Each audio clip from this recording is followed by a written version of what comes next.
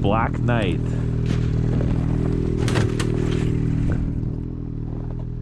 don't know what to nickname my machine though. I want to say Herbert. Why do I want to say Herbert? It's kind of a stupid name. Herbert and the Black Knight.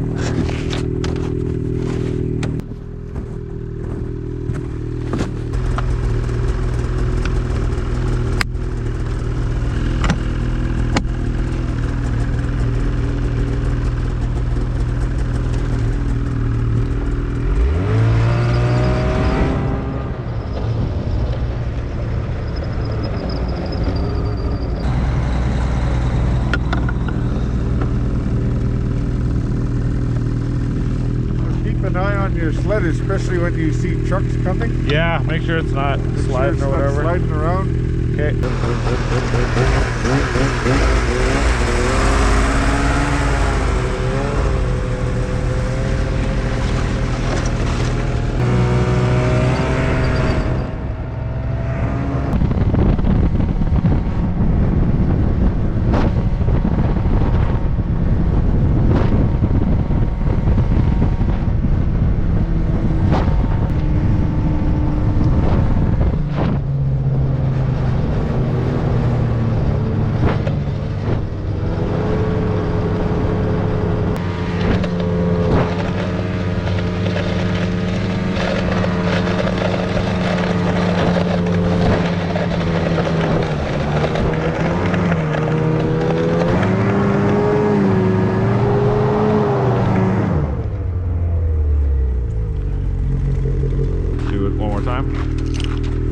Here? Yeah. Okay. So just back up to me there? And yeah.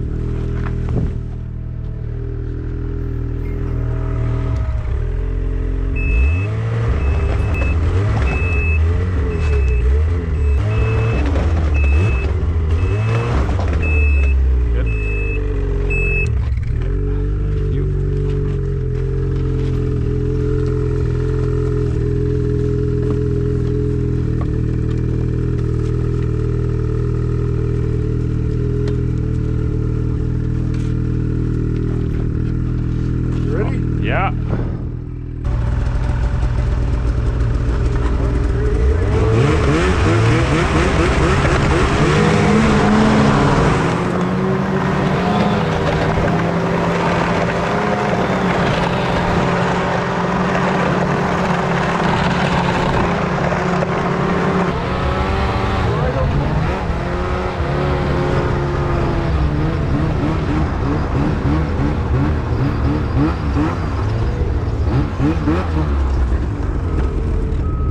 Okay.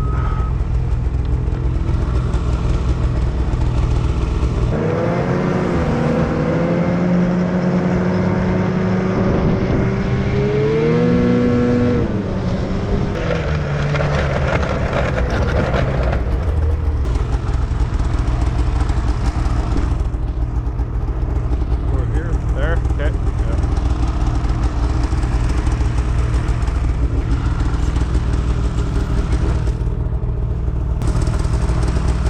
Ready? Yeah.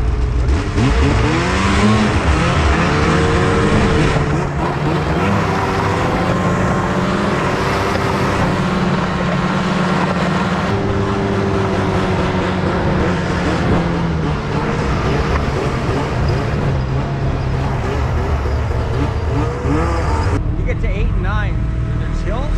Yeah. You're gonna maybe want to drop your sleds and go for a ride so you can find a way around, Okay. because you're not gonna make it. 10, probably 11. You're not gonna make 11 at all.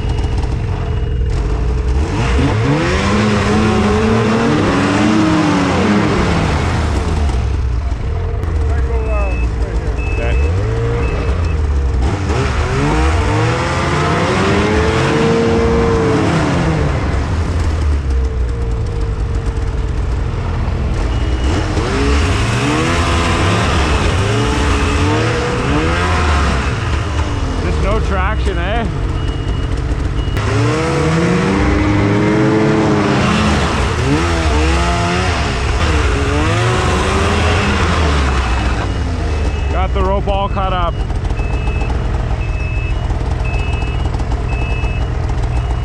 Oh, this guy's coming. Yeah.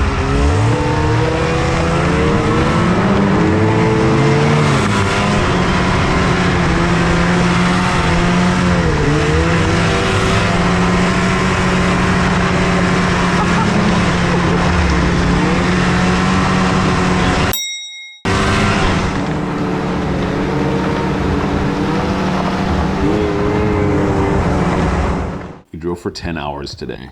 Despite what our friend said, we made it past portage 8, 9, and 10.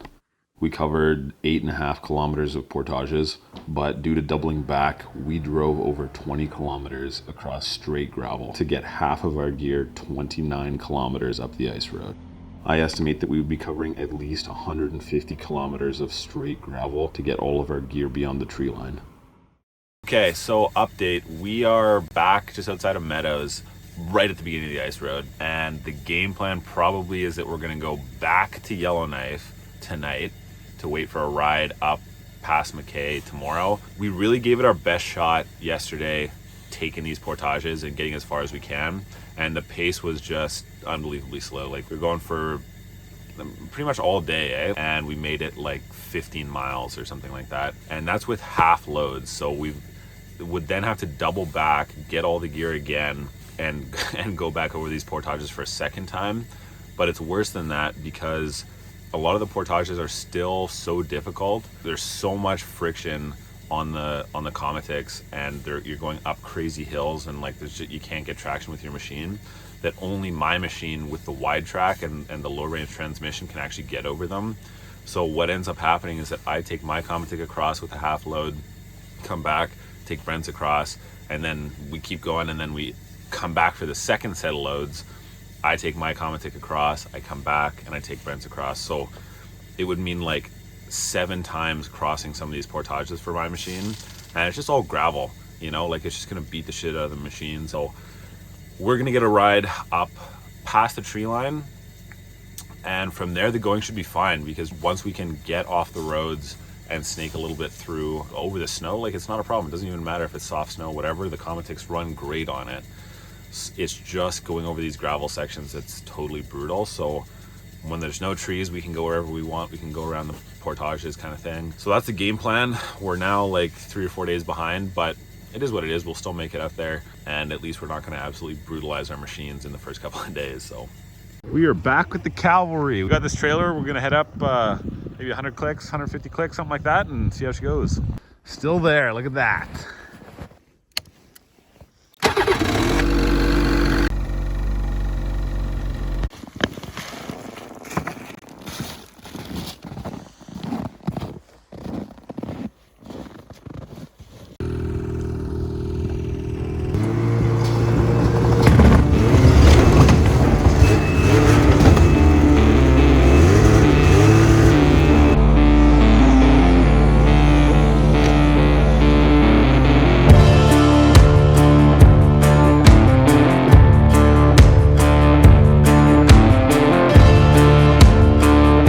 Getting a ride up to Gahcho Kue Mine with Demeric, a new friend of ours, where we're going to take in caribou hunting and then continue our journey from there. Including the caribou hunting and the drive from Gahcho Kue Mine, the total mileage for the trip remains the same as if we had driven on the ice road all the way from Yellowknife, so we don't feel too bad about the change. We gave it our best shot for 2 days, and we feel confident that with our gear and in those conditions, it was not passable.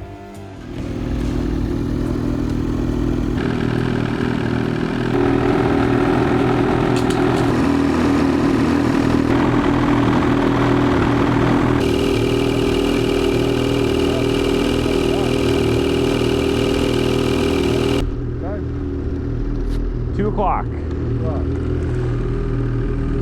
Back here in 4 hours.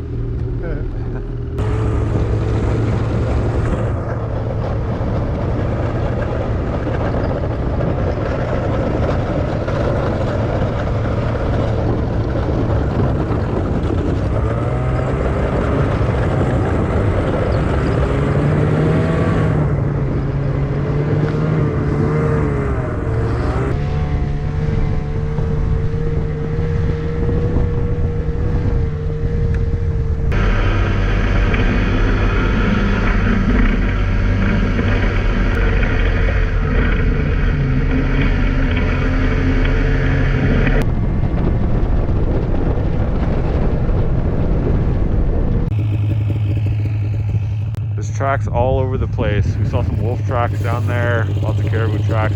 Saw some muskox just back that way, but no other animals yet. So we're hot on some trail here, but nothing so far. Big wolf tracks here.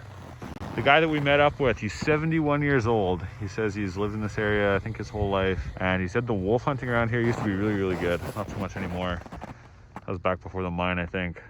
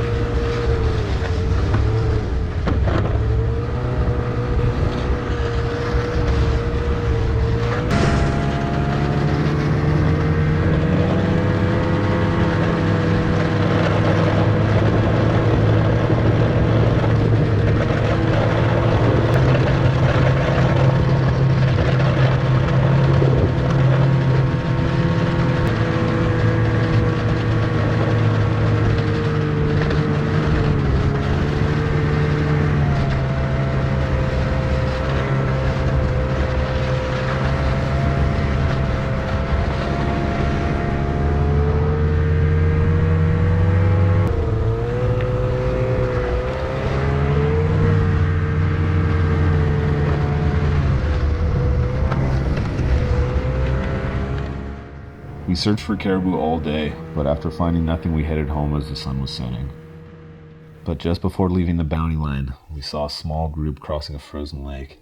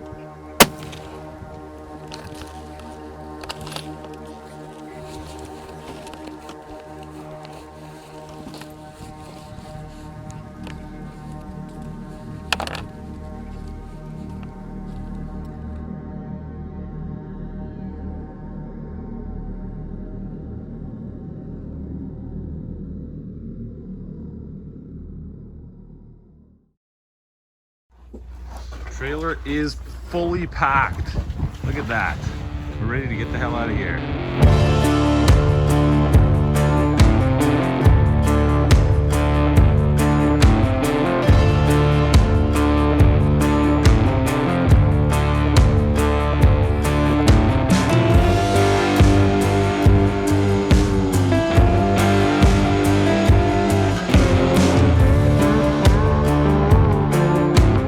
Okay, round two. Kamotiks are loaded up.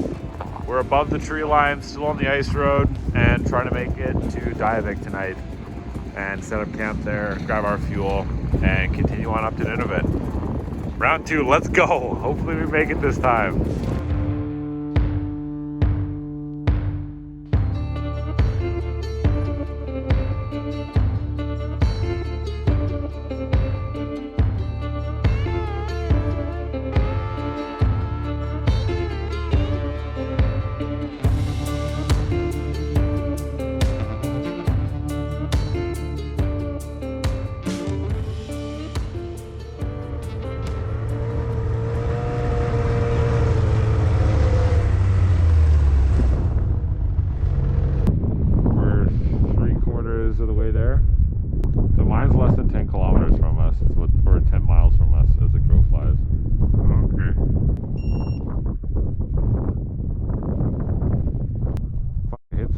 rocks back there. Me too. With the Kamotik behind me.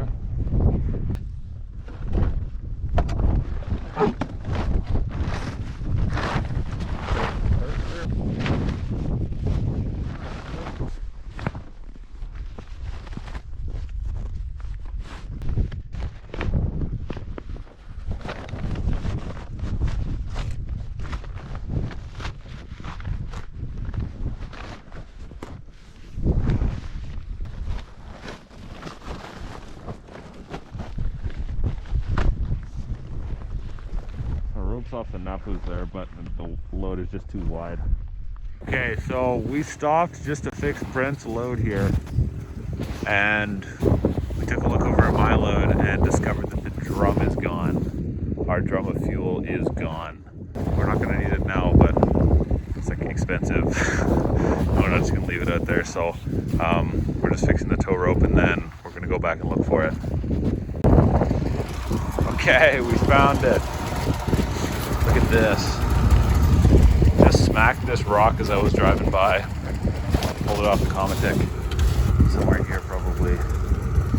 But she's fine. Not leaking fuel anywhere, so hop back on the Kamotik and get going.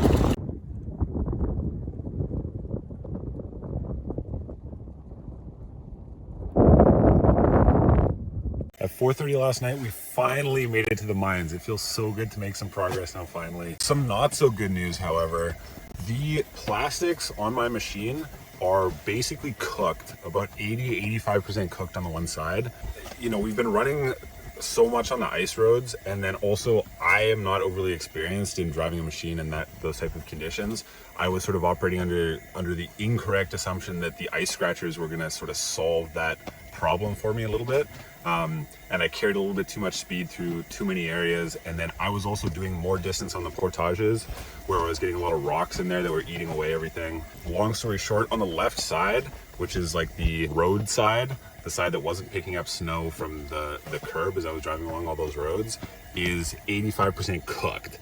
So when that dies, when I burn through that, I can't run my machine. We're gonna have to figure something out today. I'm gonna do another kind of take a look at exactly how bad the situation is, and we'll see what we can do. But yeah, really not ideal. We did do a lot of distance on the ice road there, and I was trying to keep it in the snow as much as possible, but it's just not always possible. So this is how you make sandwiches in -25. We've got a bit of a solution for the Hyfax situation. So I took another look at it, and there's just no way I want to risk going with the amount of Hyfax that I have left. It would just be foolish. And if we get closer in there and they get fucked, no one can come from this direction, no one can come from the other direction to come and get anything to us. So Brent and I were talking about it. We would have to figure out a way to get home, for the two of us to get home on his machine, and then in a couple of weeks time just come back and pick up my machine, which would suck. Yeah, we definitely don't want to do that. But the good news, as I was alluding to, is that I've paid for some Hyfax at the dealership in Yellowknife, and we just got the news earlier this morning, that we're going to be able to get them up here on the plane.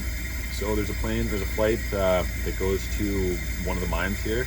There's a strip, and some expediting company is going to be able to get that on the flight to us tomorrow. We're going to get that all changed out, and we're going to leave with some fucking peace of mind.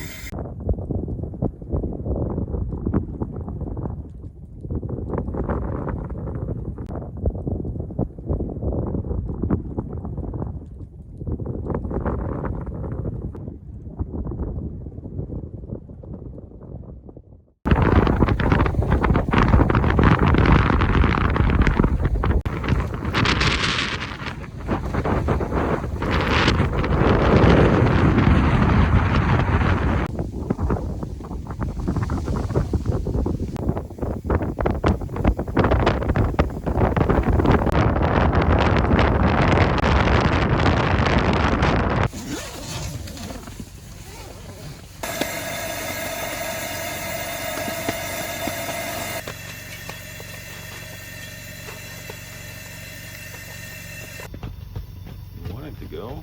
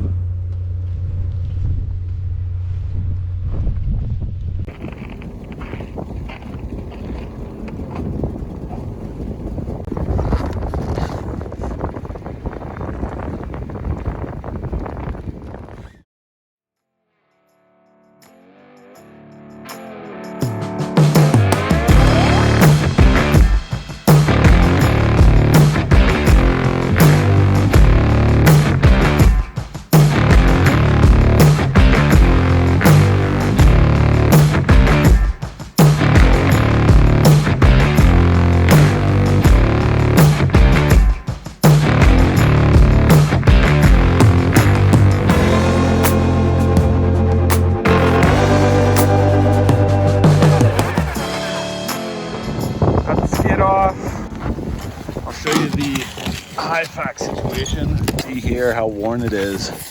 And there's a line, let's see, right here. This is the good side too. This is the right hand side.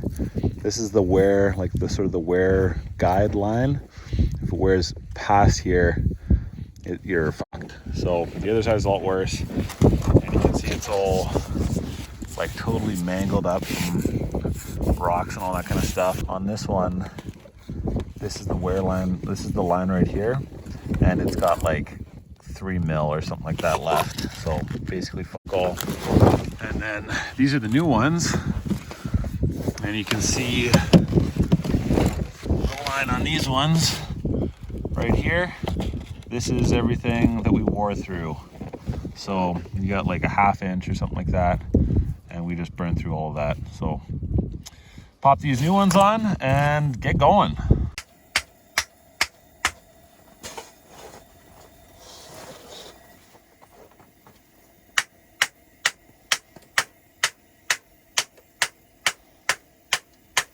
New Hyfax on, looking fresh. We are finally done. Got this all back together. There's a little bit of tomfoolery involved in getting the skate back in, but everything's on. Brand new fresh pair of slippers and we're ready to go. Pack up the Kamotiks and get the f out of here.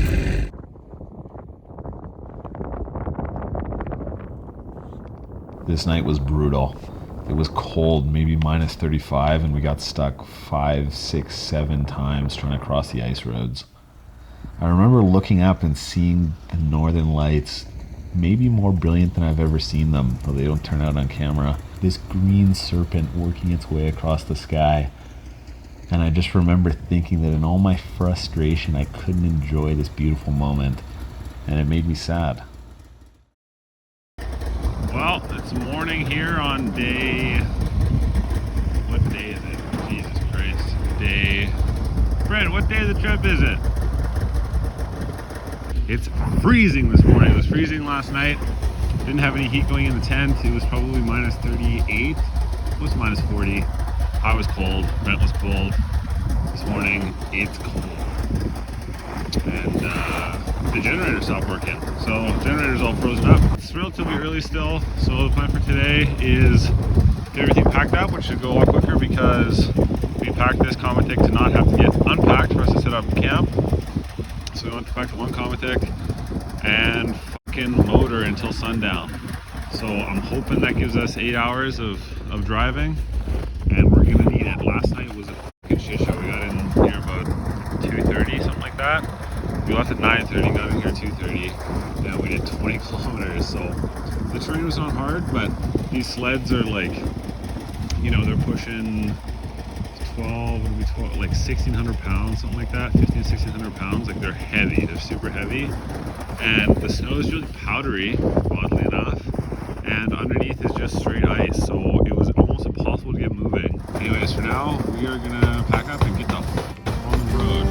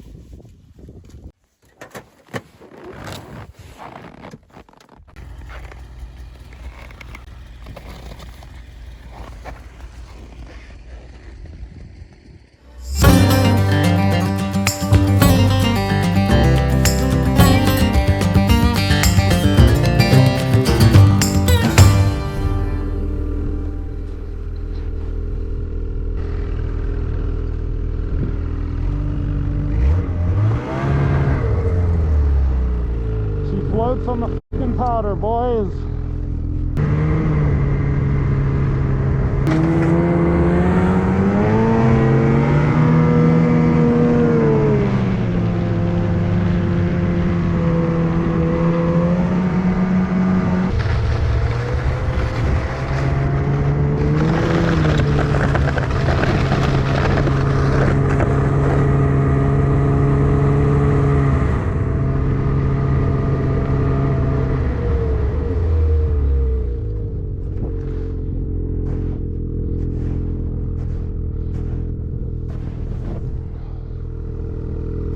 see wherever the f Brent is, he's fucked.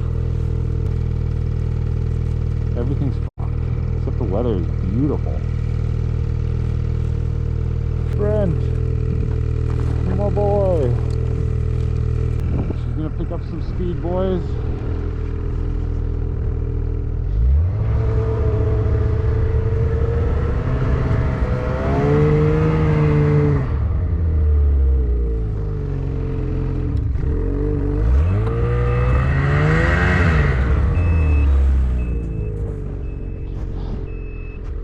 Almost. Yeah. Fuck. Is that him? Holy fuck, that is him, I think. How am I gonna do this?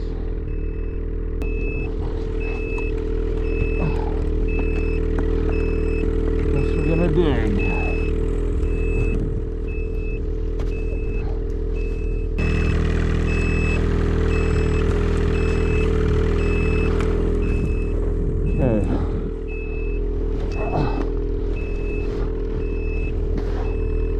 Now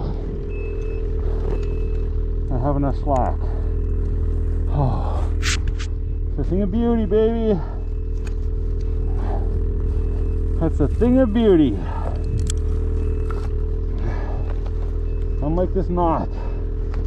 Get the fuck out of there. Woo!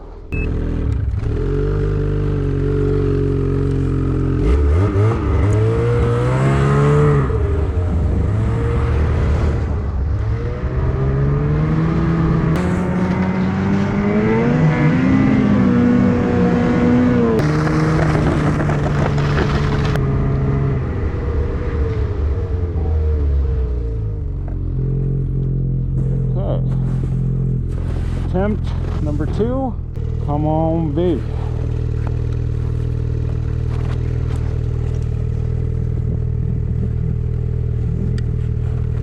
Come on, Brent.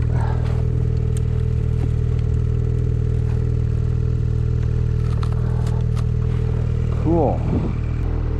Which way am I going? Straight.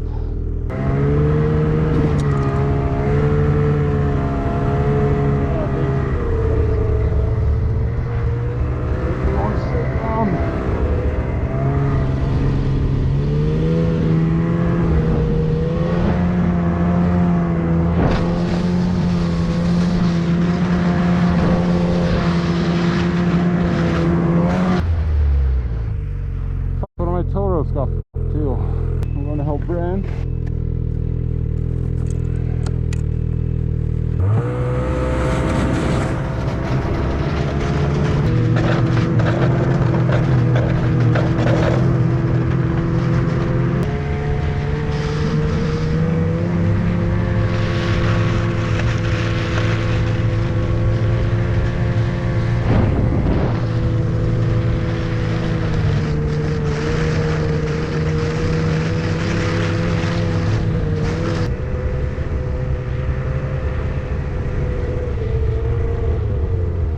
Trying to signal you to go the other route. The ice road's right there. Okay. We'll get on it though. Those tracks are there.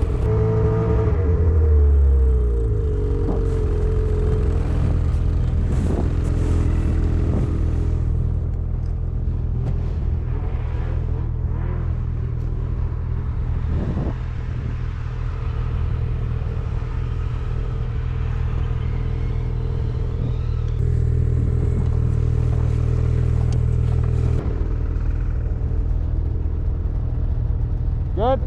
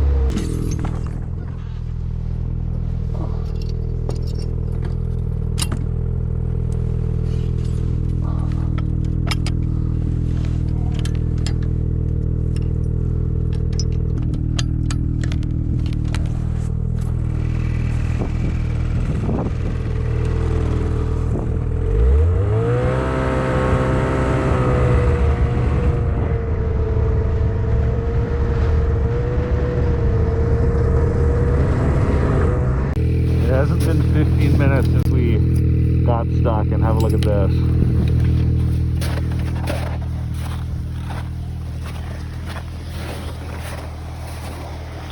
He was riding right in front of this.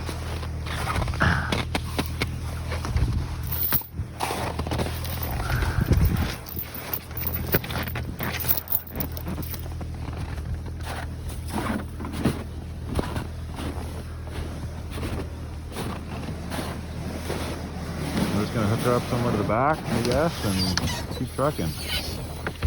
Just came right off. There's springs on either end here and they're gone.